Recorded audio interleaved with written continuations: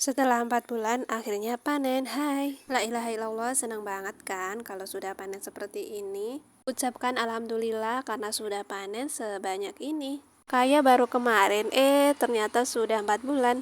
Dulu 4 bulan yang lalu, aku belinya bibitnya di pasar pon. Bibitnya satu pohonnya itu Rp500. Dan waktu itu aku belinya 10.000 dapat 20 biji. Nggak ngira dan nggak nyangka ternyata alhamdulillah sebanyak ini ya hasilnya.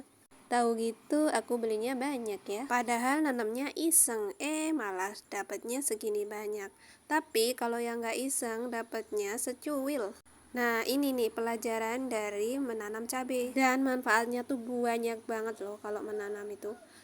Pertama, pelajaran dari menanam seperti nanam cabai, nanam seledri, nanam apalagi ya yang menurut kamu membuat kita sabarnya harus benar-benar sabar. Pertama, pelajaran dari menanam ini, 1. Sabar. Terus 2. Konsisten. Terus yang ketiga, apa ya? Banyak. Jadi lebih sehat, lebih nggak sering sakit, gitu deh. Apalagi yang ibu rumah tangga yang gak kerja di luar, di rumah aja, mending aku saranin bertanam deh, karena ini membuat mental kita lebih kuat dan gak gampang sakit. Menanam itu sebenarnya gak harus lahannya luas ya. Contohnya ya seperti ini, pakai polybag, terus pakai pot. Beneran deh, ini yang aku rasain ketika aku bertanam itu jarang sakit. Beda ketika sebelum aku bertanam ya. 1 bulan aja aku sering sakit. Tapi setelah aku mulai bertanam berkebun ini, rasanya itu seneng banget ya di dalam hati. Terus jarang sakit juga, mental kuat. Ya tapi mungkin ada efeknya ya, mungkin agak hitam di kulit. Kalau itu sih bisa pakai sunscreen atau pakai masker atau pakai topi, kaos kaki itu ya, sarung tangan seperti itu. Betul banget, kalau berkebun itu benar-benar tidak merugikan sama sekali.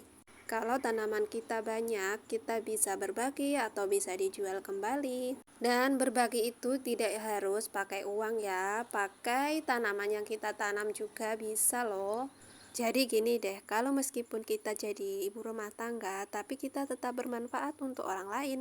Jadi ada rasa kesenangan tersendiri untuk kita berbagi ke sesama, ke tetangga, ke orang lain. Coba deh kamu pikirin kalau kita menanam pohon, buah atau apalah itu yang setelah kita nggak ada, buah itu tetap ada, pohonnya masih ada.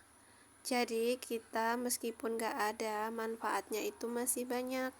Buahnya tetap dimakan orang lain, jadi manfaatnya kita sendiri yang ngerasain ya kan. Dan menanam itu nggak ada ruginya sama sekali gitu. Yuk yang mau berkebun, selamat berkebun ya. Bye-bye.